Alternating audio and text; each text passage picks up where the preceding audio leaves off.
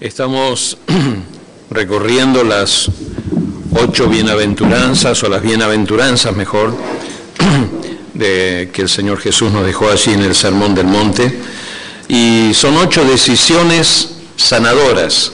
Decimos 8 decisiones sanadoras porque somos el resultado de nuestras decisiones, cada uno de nosotros, y Dios quiere ayudarnos a que tomemos buenas decisiones y elijamos bien en la vida, sabiamente, y por eso lo necesitamos a Él, necesitamos el consejo de Dios. Y vamos a hacer un pequeño repaso para los que no escucharon y los que escucharon para recordar las decisiones anteriores. La primera decisión que tomamos es la decisión de la realidad. ¿Y qué quería decir esta decisión de la realidad? Admito que tengo problemas y no los puedo manejar. Esa era la primera decisión. Tengo que decir, bueno, sí, tengo problemas, y necesito ayuda. La segunda decisión es la decisión de la esperanza, la llamamos así, y esta decisión tiene que ver con justamente con Dios, porque aunque soy incapaz de controlar toda mi vida, Dios tiene poder para controlar la vida. Dios tiene poder para sanar la vida. Dios me ama y a Dios le intereso, y Él puede ayudarme a mi vida. La tercera decisión la llamamos la decisión del compromiso. La decisión de la esperanza era alentarnos a nosotros a confiar en Dios. La tercera decisión es la del compromiso, de asumir un compromiso con la verdad. Asumir un compromiso con la verdad es asumir un compromiso con Cristo. Es aceptar a Jesucristo como el Salvador, como el único que tiene palabra de vida eterna y palabra de aliento y la palabra que yo necesito. La cuarta decisión tenía que ver con iniciar un cambio. Decido hacer un cambio en mi vida, decido cambiar en mi vida. Pago el precio de hacer el cambio, ¿no? Me someto voluntariamente al proceso de transformación que Dios quiere hacer en mi vida. Esta cuarta decisión llevaba algo más, llevaba un proceso, el inicio de un proceso a través de un inventario. Usted tenía que hacer un inventario, o todos teníamos que hacer un inventario donde escribir en un papel aquellas cosas que pasaron en mi vida, que fueron en mi vida, que son parte de mí, decisiones buenas que tomé, algunas cosas buenas que hice y también las cosas no tan buenas que hice en la vida, y escribirlas absolutamente todas allí en ese papel y escribir el daño que le he hecho a otra persona, el daño que he recibido de otra persona para mí, y escribir todo en ese papel y decirle: Dios, esta es mi vida, y aceptar el perdón de Dios y perdonarse a uno mismo también. Eso lo vimos allí en la cuarta decisión. Y luego hablar con ese compañero de viaje, con ese compañero hermano o hermana que va a orar por mí durante este tiempo, y compartirle a él estas cosas para que, orando, como dice el libro de Santiago, sean sanados. Esa fue la cuarta decisión. La quinta decisión fue el domingo pasado, y esta decisión tiene que ver con el sujetarnos y el someternos al plan, a la voluntad de Dios, y dejar que Dios cambie mi vida. En esta quinta decisión lo que desafiamos es a afirmar nuestra vida en la palabra de Dios, en el consejo de Dios. Y les desafiamos a ustedes a escribir tarjetas con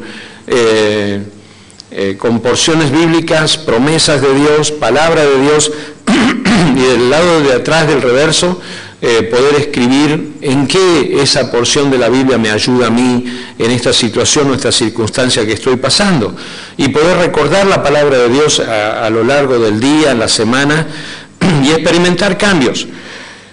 Hablamos del piloto automático, de estar siempre haciendo las cosas de la misma manera. Cuando el apóstol Pablo nos dice a través de la palabra de Dios, en todo lo digno, en todo lo noble, en todo lo puro, en esto pensad.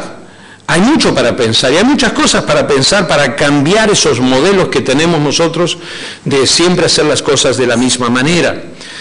La palabra de Dios nos fortalece, nos guía y nos ayuda a producir cambios. En realidad es el Espíritu Santo de Dios que trae la palabra de Dios y nos presenta y nos produce cambios en la vida. Hoy es la sexta decisión. Creo que las que hemos hablado antes no eran fáciles de hacer. Reconozco que no es fácil. La cuarta decisión, la decisión del compromiso, la de iniciar un cambio. Romanos 12:2. Una mente transformada produce una conducta transformada. Para cambiar la conducta y la forma de vivir, necesito cambiar la forma de pensar. Y Dios es el que cambia. Escribir un inventario no es fácil. Lleva mucho trabajo, mucho esfuerzo, dedicarse, pero queremos cambiar nuestra vida o queremos seguir como siempre. Basado en la palabra de Dios, lo he dicho más de una vez, hay una solo que no necesita cambiar, y es Dios. Y la Biblia dice, Él es el mismo ayer y hoy y siempre. Y nosotros, por ser personas, seres humanos, necesitamos cambiar. Todos. Hay algo que necesitamos cambiar. Hay algo que necesitamos hacer diferente. Nuestro modelo es Jesucristo. Y algo tiene que ser cambiado dentro nuestro. Pero nos damos cuenta, lo asumimos. Dios nos está hablando. Dios nos habla para hacer cambios en nosotros, para que podamos hacer cosas diferentes. Yo creo que la sexta decisión, la de hoy, no es nada sencilla. Usted ya la ve ahí. Y el tema de hoy, ¿cómo es? Decídase por la restauración. Decídase por la restauración. ¿Quién no tiene que restaurar relaciones? ¿Verdad? Que el problema básico del ser humano son las relaciones. Porque Dios nos hizo a nosotros con una necesidad, justamente pasa por esta área, las relaciones. Dios nos hizo con esa necesidad, para que nosotros en primer lugar aprendamos a relacionarnos con Él. Y en ese área, en ese punto, creo que todos nosotros tenemos que hacer cambios. Relaciones. Y si empezamos por Dios en primer lugar y seguimos por todo lo demás, vamos a ver cuánto tenemos que cambiar en nuestra vida. Hay dos bienaventuranzas que nos van a ayudar y nos van a guiar en este proceso de cambios. Mateo 5:7, que está allí: bienaventurados los misericordiosos, porque ellos alcanzarán misericordia. Y 5:9, bienaventurados los pacificadores, porque ellos serán llamados hijos de Dios. Vamos a enfocarnos en dos aspectos de nuestras relaciones. Y vamos a hablar acerca del perdón. Por eso digo que si las anteriores fueron difíciles y no fueron sencillas para poner en práctica, yo creo que esta es mucho más. Pero podemos hacerlo, porque la Biblia, la palabra de Dios nos enseña. Vamos a enfocarnos entonces en dos aspectos de nuestras relaciones, ¿no? En primer lugar, vamos a hablar acerca de cómo perdonar a aquellos que nos han lastimado a nosotros. ¿Qué nos dice la Biblia en cuanto al perdón de aquellos que me lastimaron a mí? Pero después vamos a ver qué dice la Biblia en cuanto a aquellas personas que yo he lastimado. Son las dos caras del perdón. Y esta tarde vamos a trabajar más sobre este tema a las 6 de la tarde, juntos aquí. ¿Por qué comenzar entonces ahora a hablar acerca del daño que otras personas nos hicieron a nosotros, ¿no? ¿Por qué debo perdonar a otra persona? ¿Por qué debo perdonar? La gran pregunta es esa, ¿no? ¿Por qué deberíamos perdonar a los demás? Muchas personas por allí me han dicho, yo no puedo perdonar. En realidad lo que están diciendo es: yo no quiero perdonar, porque no puedo liberar esta situación, ¿no? ¿Sabe? Yo tengo 3 razones para responder a esta pregunta: ¿por qué debería perdonar a los demás? Y la palabra de Dios nos da el respaldo para esto. Si usted quiere anotar, van a aparecer los títulos allí. En primer lugar, ¿por qué debo perdonar a los demás? ¿Por qué debo perdonar a otras personas? En primer lugar, porque Dios me ha perdonado a mí. Porque yo he sido perdonado. Ahora, si usted no ha sido perdonado, bueno, ahí tiene un grave problema. Ahí sí que está en problemas. Ahí sí. Pero yo le animo a que usted experimente el perdón. Pero nosotros podemos perdonar porque Dios nos perdonó. Mire lo que dice en Colosenses 3:13. Dice: sean compasivos con las faltas de los demás y perdonen a todo el que los ofenda. Recuerden que el Señor los perdonó a ustedes, así que ustedes deben perdonar a otros. La Nueva Traducción Viviente. Sean comprensivos con las faltas. Y después dice: recuerden que el Señor los perdonó. Perdonen a todo el que los ofenda. Perdonen. ¿Por qué debo perdonar? Bueno, es sencilla la respuesta de Dios para nosotros, ¿no? Porque Él me perdonó a mí, yo debo perdonar a otra persona. En Efesios 4:31 también dice la palabra de Dios: abandonen toda amargura, ira, enojo, gritos y calumnias y toda forma de malicia. Más bien sean bondadosos y compasivos unos con otros y perdónense mutuamente, así como Dios los perdonó a ustedes en Cristo Jesús.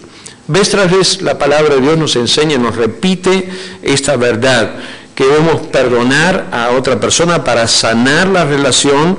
¿Por qué? Porque justamente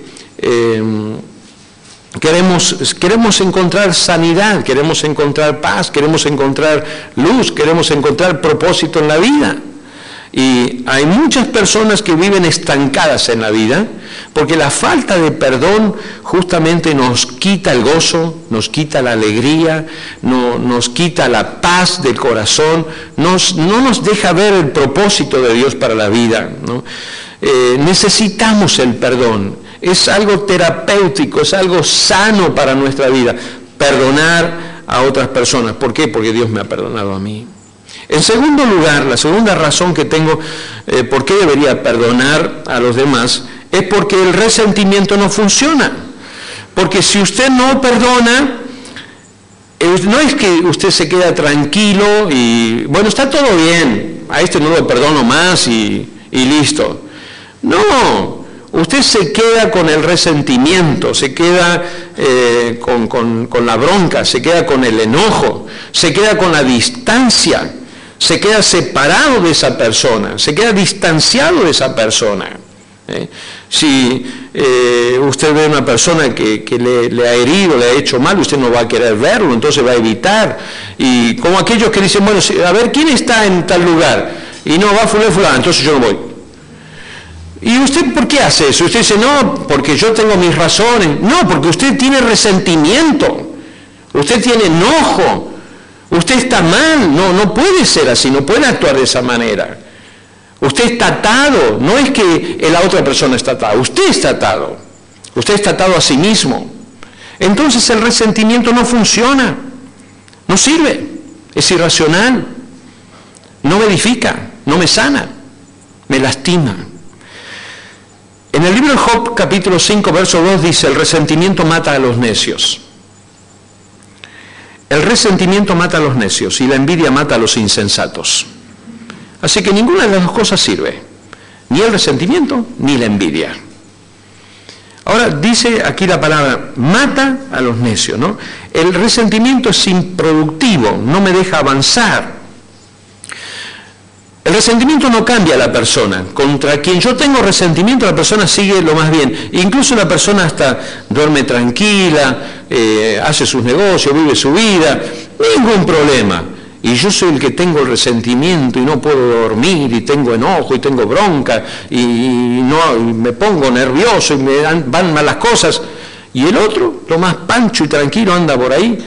¿Por qué? Porque justamente el resentimiento es improductivo, no cambia a la persona, no le hace nada a la otra persona, no la cambia a la persona que me ha hecho daño a mí. El resentimiento es malo para la salud. Guardar resentimiento es malo. Hay personas que tienen tanto resentimiento en su corazón que lo transforman en odio. Ahora, ¿a quién le ayuda a esto? ¿Es algo bueno esto? Miren lo que dice en Job 21. Me llamó la atención este pasaje de las Escrituras pensando en esto. Hay quienes mueren en la flor de la vida, rebosantes de salud y de paz. Otros mueren con el ánimo amargado sin haber disfrutado de lo bueno.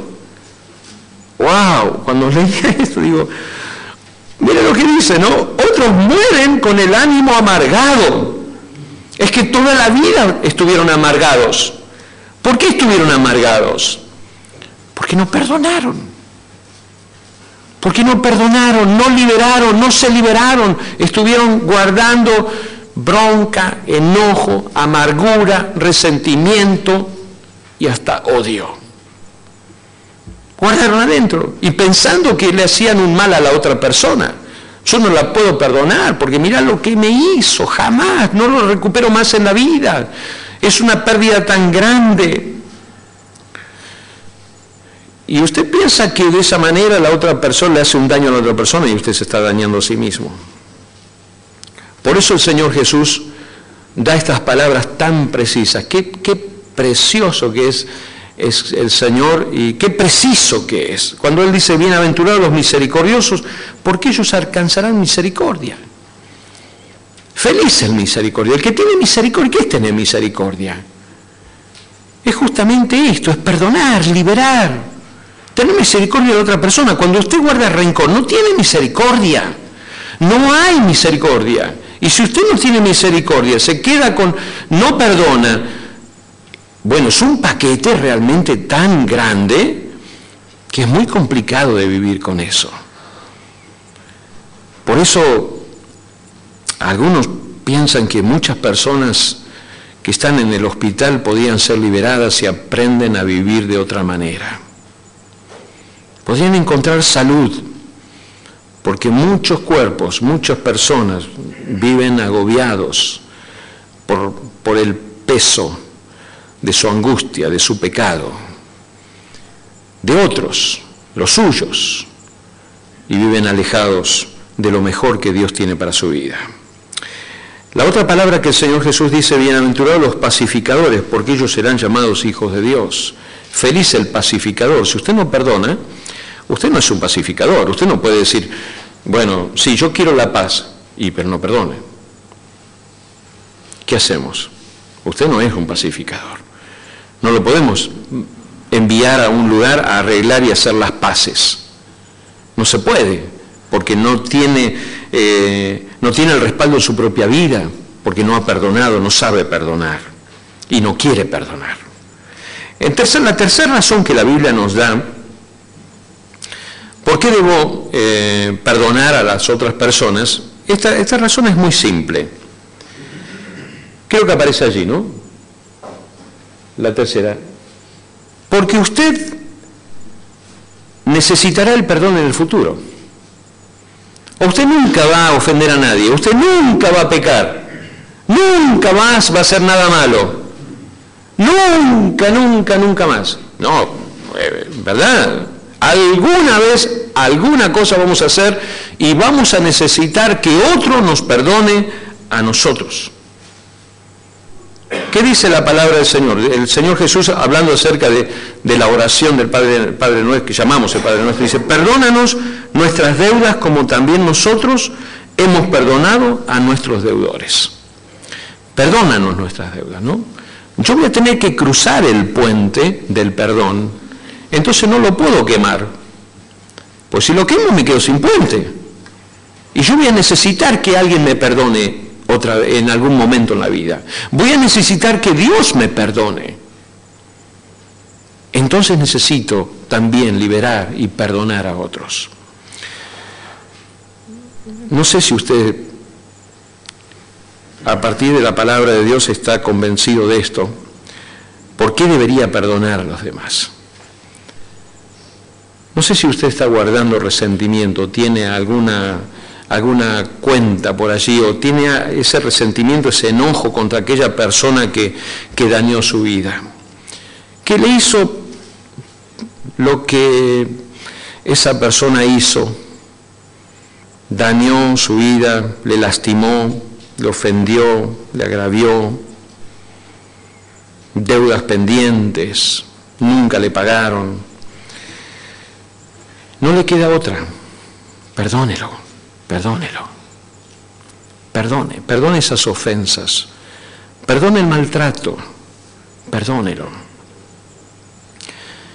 Hace un tiempo atrás estaba hablando con una persona acerca de esto y me dice: Carlos, esa persona me hizo tanto daño en mi vida. Era una mujer y había un padrastro de por medio. Dice, me hizo tanto daño en mi vida, y me dio detalles y todas esas cosas que no vienen al caso. Le digo, tenés que perdonarlo. Pero se murió, me dice. Se murió, no está más. ¿Y qué hacemos? ¿Sabe qué le dije? Perdonalo igual. Porque el perdón es mi actitud. No tengo que ir al cementerio a hablar con la tumba. Perdonalo, libérate. Es decir, ya no tiene más nada que ver en mi vida este asunto del pasado. Perdón, necesitamos practicar el perdón, como nos dice la palabra de Dios aquí. Perdona nuestras deudas, como nosotros perdonamos a los deudores. No podemos vivir con el dolor. No podemos vivir con el mal que otro nos ha hecho. No podemos. Dios nos ha perdonado a nosotros. Y por eso Él nos pide que nosotros perdonemos. Ahora, ¿cuánto nos ha perdonado el Señor? Él nos ha perdonado muchísimo más de lo que nosotros tenemos que perdonar a otra persona. Porque Él nos ha perdonado absolutamente todo. Y por ese perdón yo tengo entrada a la presencia de Dios. Y por ese perdón que Él logró allí en la cruz del Calvario, muriendo por mí, ahora tengo vida y tengo vida eterna. Gracias por ese perdón. Por eso el fundamento de las Escrituras es ese: si fuiste perdonado, debes perdonar. Ahora, ¿cómo se perdona a otras personas, no? Ya vimos por qué deberíamos perdonar. ¿Cómo se perdona a otras personas? ¿Cómo hacemos para perdonar a otro? En primer lugar, tenemos que identificar cuál es nuestra herida. No podemos nosotros esconder nuestro dolor.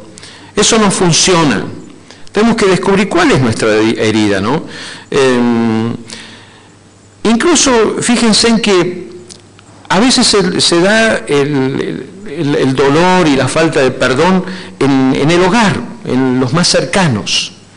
Y nosotros pensamos que no se puede perdonar a una persona, o amar a una persona y estar enojada al mismo tiempo, ¿no? Parecería que el amor y el enojo no estuvieran juntos, que no irían juntos. Pero saben que nosotros necesitamos identificar cuál es nuestro dolor, cuál es nuestra herida, y perdonar. Y podemos estar enojados aún con la persona que amamos. Bueno, Dios nos ama a nosotros, pero ¿usted cree que Él está alegre cuando usted peca contra Dios? De ninguna manera, Dios no está alegre.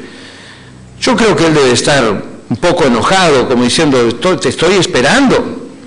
Y nosotros seguimos con la nuestra. Y Dios dice que Él, como nos ama, nos castiga, como el padre que ama a su hijo.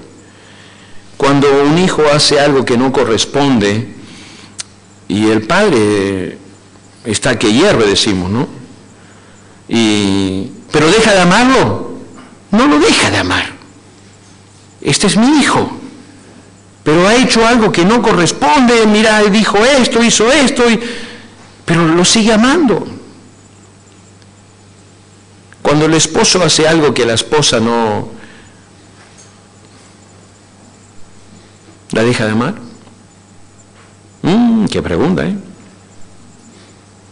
Cuando la esposa hace algo que no corresponde, el esposo la deja de amar. Parece que nosotros no podemos relacionar el amor y el enojo, ¿no? Pero nosotros podemos estar enojados y amar al mismo tiempo, porque Dios lo hace. Dios lo hace. Nosotros necesitamos identificar cuál es nuestra herida y necesitamos perdonar, necesitamos sanar nuestras heridas, sanarlas, perdonarnos, liberarnos. El ejemplo que más me impacta en las Escrituras es impresionante. Las veces que he leído esta historia solas en casa, me caen lágrimas de la historia. No sé, a mí es eso, ¿no? A mí, solamente me pasa a mí eso. En Génesis 50, la historia de José. Cuando José, vendido por sus hermanos, yo pienso, los hermanos de José son los que tienen que cuidarlo a él, porque él era uno de los más chicos. Estaba Benjamín y estaba él. Y los hermanos más grandes lo tienen que cuidar y en lugar de cuidarlo, lo quieren matar. Ahora imagínense en el ambiente ese, donde lo quieren matar. Yo me imagino que José, pobre José, se habrá dado cuenta, y acá la verdad que no me gusta estar. ¿Qué pasa en este ambiente? Estoy con mis hermanos y me quieren matar. Y uno con sabiduría, vamos a echarlo en un pozo. Y lo echaron en un pozo. Lo sacaron de ahí, lo vendieron como esclavo. Y José miraba a los hermanos y decía, ¿pero qué están haciendo? ¿Qué están haciendo? Y José llevado a Egipto. Y en Egipto, allá, ustedes conocen la historia, y fue un hombre sabio, temeroso de Dios. Y Dios lo bendijo de una forma increíble a José. Llegó a ser el segundo hombre del reino más poderoso de aquel tiempo, gobernador de todo Egipto. Y en un momento se encuentra que los hermanos esos que lo habían echado al pozo, que lo habían vendido, que deseaban la muerte, vienen delante de él y se arrodillan. Y Dios le da un hijo a José. Y me llama la atención que Dios le da un hijo. Y miren la sabiduría de Dios. Dios le da un hijo en capítulo 41, verso 51, que le pone por nombre Manasés. Y José le pone por nombre Manasés antes de que lleguen sus hermanos. Antes. Los hermanos no habían venido, él no tenía idea qué pasaba con los hermanos, con la familia, con todo eso, no tenía idea. Pero José le pone a su hijo, en Génesis 41, 51, Manasés, que quiere decir, Dios me hizo olvidar. Dios me hizo olvidar. Dios había trabajado en el corazón de José y lo había preparado para lo que iba a venir más adelante. ¿Qué iba a venir más adelante? Algo impactante que él no se la esperaba ni nadie se la esperaba. Esos mismos hermanos que lo habían deseado la muerte, que lo habían echado al pozo, que lo habían vendido como esclavo, que habían deseado lo peor para él, aparecieron ahí. Aparecieron delante de José y José dice estas palabras al último de sus días. José los tranquilizó y con mucho cariño les dijo, no tengan miedo, que yo no soy Dios. Ustedes quisieron hacerme daño, pero Dios cambió todo para bien. Ustedes han visto ya lo que ha sucedido. Dios ha dejado con vida a mucha gente, así que no tengan miedo. Yo voy a cuidar de ustedes y de sus hijos. ¿Quién puede decir eso? ¿Una persona herida o una persona sanada? Un sanado, nada más. Una persona herida, está enferma, está mal, necesita ayuda. ¿Se da cuenta el perdón lo que hace?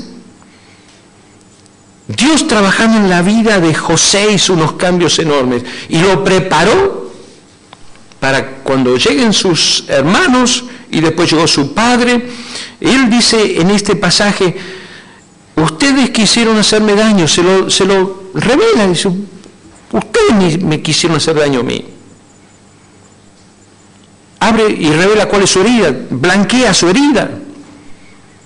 Pero inmediatamente, en el mismo pasaje dice, no tengan miedo, yo voy a cuidar de ustedes y de sus hijos. Dios me perdonó a mí, yo los perdono a ustedes. Qué magnífico que es el perdón. Lea la historia de José, léala, y cada vez que la lea va a aprender algo nuevo de allí.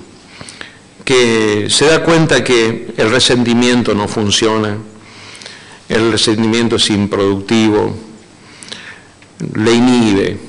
Libérese, perdone. Lo vemos en la vida de José, ¿no? Como el amor y el enojo están funcionando allí, porque él ama a sus... dice la Biblia que cuando él veía que venían sus hermanos, lloraba y se escondía para que no lo vean. El amor actuaba en su vida. Se escondía para que no vean que estaba llorando, porque los amaba. Pero iba delante de ellos y les hablaba duro, y les hablaba fuerte, como mostrándole enojo a ellos, ¿no? Revele su herida, sáquela fuera. Libérese. El perdón libera. En segundo lugar, ¿cómo se perdona a otras personas? Aquí usamos una palabra, es remitir al ofensor. Suéltelo, no viva con eso. José lo hizo, no vivió con la pena toda la vida, no vivió con esa pena que los hermanos le habían causado a él toda la vida, no. Ahora, usted puede liberarse, usted puede remitir al ofensor, liberarlo, decirle te perdono. Ya lo que vos me hiciste me lastimó, me hizo mal, pero yo te perdono esto. A veces que uno puede hacerlo, a veces que no lo puede hacer, como el caso que mencioné, pero hay que liberarse. ¿Cuántas veces debo perdonar a otra persona? ¿Cuántas veces debo perdonar o debo soltar? El Señor Jesús le hizo esa pregunta a Jesús, Pedro le hizo la pregunta a Jesús. Luego Pedro se le acercó y preguntó, Señor, ¿cuántas veces debo perdonar a alguien que peca contra mí? ¿7 veces? No 7 veces, respondió Jesús, sino 70 veces 7. ¿Qué le estaba diciendo? No hagas cuentas. Tu actitud debe ser una actitud de perdón. Nuestro perdón debe ser continuo, constantemente debemos perdonarnos.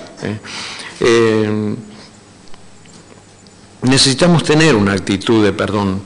Aquellos amigos que han estado por mucho tiempo juntos y han tenido que practicar mucho el perdón.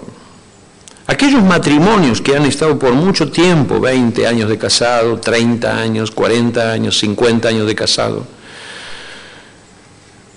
Una de las cosas que ha mantenido esa relación, esa unión, es el perdón. Porque hay otras más como el compromiso, el amor, pero el perdón es esencial en mantener una relación. Queremos acercar a las personas, tenemos que perdonar, tenemos que tener una actitud perdonadora, no de hostilidad, de resentimiento. Tenemos que liberarnos, Nuestro perdón es continuo, siempre tenemos que estar perdonando. Bueno, debemos revelar nuestra herida, debemos remitir al ofensor, liberarlo, dejarlo, todas las veces que sea necesario, como Jesús, como Dios hace con nosotros. Y en tercer lugar, debo reemplazar la herida que fue hecha en mi vida con la paz de Dios. Este punto es importante. Debo reemplazar la herida, porque verdaderamente cuando hemos sido ofendidos, dañados, hay heridas muy profundas, muy profundas. Esta semana todos fuimos testigos de estas imágenes que recibimos en la televisión y miraba al hombre cuando estaba hablando, el padre, en el mar perdió a su esposa, en el mar perdió a 2 hijos. Se quedó solo, se quedó solo. ¿Hay una herida ahí? Sí que hay una herida. Uno de los chicos, le preguntaban a uno de los chicos allí, los reporteros, dice, que se termine la guerra, que se termine la guerra. ¿Qué es lo que quieres? Que se termine la guerra. ¿Hay heridas? Claro que hay heridas. ¿Cómo podemos llegar a sanar esas heridas tan profundas del alma, del corazón? Y la única forma es Dios, Dios. La palabra de Dios dice en Filipenses 4, 6 al 7, no se inquieten por nada, más bien en toda ocasión, con oración y ruego, presenten sus peticiones a Dios y denle gracias. Y la paz de Dios, que sobrepasa todo entendimiento, cuidará sus corazones y sus pensamientos en Cristo Jesús. La paz de Dios que sobrepasa toda comprensión.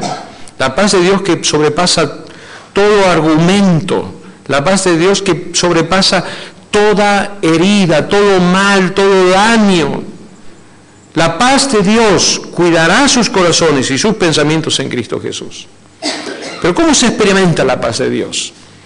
Cuando nosotros permitimos que Jesucristo entre en nuestro corazón, en nuestra vida, tome posesión de nuestro corazón. Lo aceptamos a Él como el Señor de la vida, como el Salvador. La paz de Dios nos llena. La paz de Dios. Tú guardarás en completa paz, dice la palabra de Dios, aquel cuyo pensamiento en ti persevera. Es la paz de Dios que llena el vacío del corazón. Mi paz os dejo, mi paz os doy, mas yo no se las doy como el mundo la da. Ese es Jesús que da paz. Solamente Él puede dar.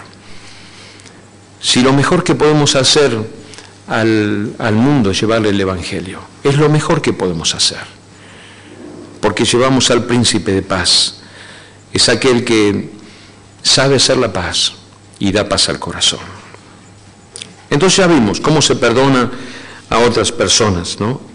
Revelando la herida, sacándola, remitiendo al ofensor, liberando al ofensor, perdonándolo y reemplazando la herida con la paz de Dios en nuestro corazón. Nosotros elegimos realmente quién es el que gobierna nuestro corazón, ¿no? La canción que cantamos, que hubiera sido de mí si no me hubiera perdonado, decía la canción que habíamos cantado. ¿Qué hubiera sido de mí si Dios no me hubiera perdonado? Bueno, en algunos casos uno podría perdonar cuando hay una relación, hay un vínculo, pero en otros casos mucha gente, al no conocer el amor de Dios, al no conocer el perdón de Dios, guarda todo el resentimiento y la ira en el corazón. Nosotros elegimos quién gobierna el corazón. La tristeza del no perdonar, o la paz de Cristo. Nosotros elegimos. Por eso la decisión de hoy, en esta sexta decisión, es decídase por la restauración, decídase por el perdón, ¿no? Reparo mis relaciones. ¿Cómo están sus relaciones con los demás? ¿Cómo están sus relaciones con el Señor, con Dios, ¿no? Tengo que evaluar todas mis relaciones y ofrecer el perdón a quienes me han herido, ¿no? Y enmendar también las heridas que yo he causado a otras personas, mientras pueda hacerlo. A veces es muy difícil y a veces es imposible enmendar heridas. Pero vamos a ver ahora, vamos a pensar en reparar las relaciones haciendo enmienda a las personas que nosotros hemos herido, ¿no? Noten que usamos la palabra enmienda, haciendo una enmienda a las personas que nosotros hemos herido. Miraba en el diccionario para ver la definición. Esta palabra enmienda es una modificación constructiva. Ese es uno de los términos. Una enmienda es una modificación constructiva, algo que construye. Se utiliza mucho en derecho cuando hay que hacer una enmienda constitucional, una enmienda en una ley, en algún artículo, en algún documento. La enmienda es como un agregado que aclara o suplementa o contribuye al pensamiento. La gran pregunta es por qué nosotros necesitamos hacer una enmienda, ¿no? ¿Es doloroso? Y sí que es doloroso. ¿A quién le gusta ir y poner la cara? ¿Cómo decimos, no? Poner la cara y decir, bueno, sí, yo vengo acá, porque tengo una deuda, ¿no? Yo sé que muchas personas, recuerdo en mi historia de personas que han ofendido y no han hecho nunca enmiendas. Y han cargado con sus culpas. No a mí, sino otros casos, ¿no? Pero acá estamos pensando en las enmiendas que nosotros tenemos que hacer de heridas que nosotros hemos producido a otras personas. Mateo 5:23, el Señor Jesús dice estas palabras y entendamos bien lo que dice el Señor acá en el Sermón del Monte. Por lo tanto, si estás presentando tu ofrenda en el altar y allí recuerdas que tu hermano tiene algo contra ti, deja tu ofrenda allí delante del altar, ve primero, reconcíliate con tu hermano, luego vuelve y presenta tu ofrenda. ¿Qué está diciendo el Señor? Enmenda la situación. Acá hay algo, venís a la casa de Dios, o en tu casa, te acercás para orar, pero vos te acordaste que hay algo, tu hermano tiene algo contra ti, vos tenés algo con él, hay algo ahí ¿cuál es tu responsabilidad? Bueno, tenés que ir y hacer algo. Hacer una enmienda es trabajar por la paz. Bienaventurados los pacificadores, porque ellos serán llamados hijos de Dios. Necesito hacer una enmienda, necesito sanar la relación, sanar la situación. A veces es simplemente decir, bueno, perdóname, ¿no?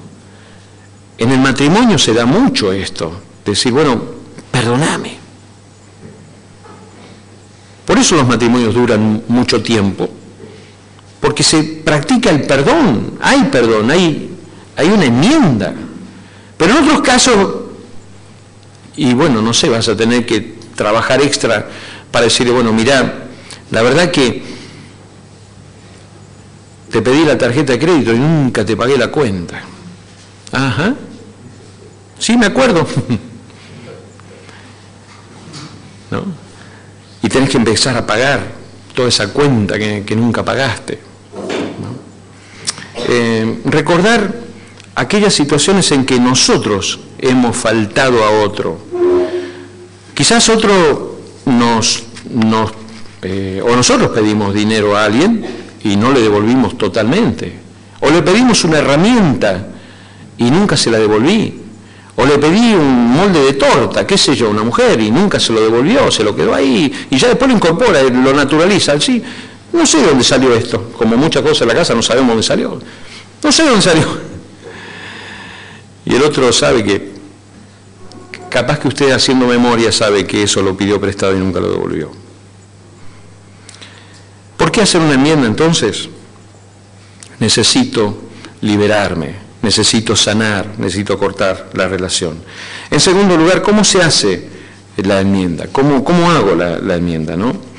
En primer lugar, podríamos hacer una lista de las personas que usted ha herido, que yo he herido, ¿no? Hacer una lista de las personas que herí y el daño que les he hecho a las personas. Ahora, usted sabe que nuestro cerebro, nuestra mente funciona de una forma tan especial que nosotros decimos, agarro dos papeles, o un papel hace una línea por el medio, ¿no? ¿Qué te deben los demás? ¿Qué debes vos? Seguramente una de las listas va a ser más larga y la otra más corta.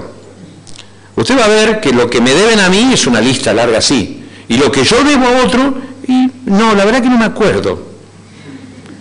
No, yo no debo nada a nadie. No puedo poner nada ahí. Pero acá sí, mirá, una lista inmensa. Bueno, tenemos que luchar contra nosotros mismos y ser honestos y ser sinceros, y recordar aquellas cosas que nosotros hemos hecho mal a otra persona. Quizás usted recuerda que pidió algo, no lo devolvió. Algún libro, cualquier otra cosa, lo que sea. Quizás usted le dijo a alguien que iba a ir y nunca fue. Quizás usted no se acordó de una fecha especial o importante para alguna persona y tiene una deuda. No sé, usted sabrá. Quizá usted gritó, dijo algo, una mala palabra, se le escapó. No sé, algo. Usted comienza a pensar y va a ver que una deuda tiene. Elabore la lista esa.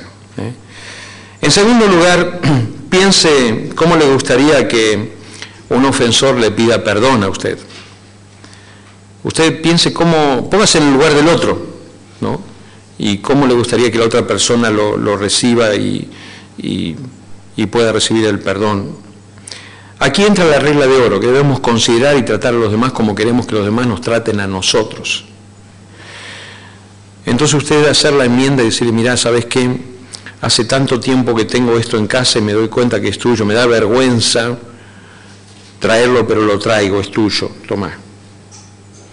¿Sabes qué? Mirá, me olvidé de esto por, no sé, pero perdóname por esto. ¿Sabes qué? Te dije que iba a venir, que iba a llegar y al final no vine nunca, ni te avisé nada, perdóname por eso.